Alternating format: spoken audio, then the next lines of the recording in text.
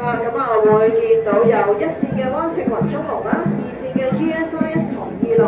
三線馬灣段青龍，四線嘅青綠藍鷹，五線嘅安興運輸緊，跟住同埋六線嘅星河西利龍咧，都向緊呢一個終點進發。係啦，我哋睇翻咧剛才咧嗰個起步啊，其實我哋見到咧三四線咧都幾有氣勢啊，即係睇到佢哋咧都叫做搶咗個頭出嚟。咁我哋其實見到呢一線咧都緊隨其後嘅喎，都唔弱落嚟。而家咧見到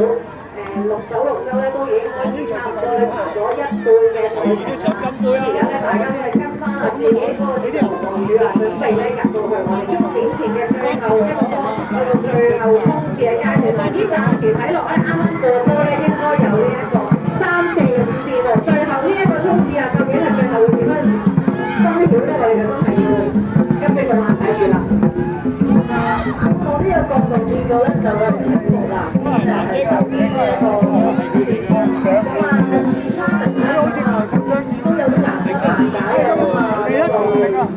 我哋都會公布翻最後嗰個結果。冇錯啦，跟住咧我哋接住就有一線、二線啦，同埋六線咧都已經順利過咗終點啦。咁樣咧，我哋陣間咧都會響呢個終點裁判啊完成咗佢哋嗰個成績之後咧，公布翻個結果嘅。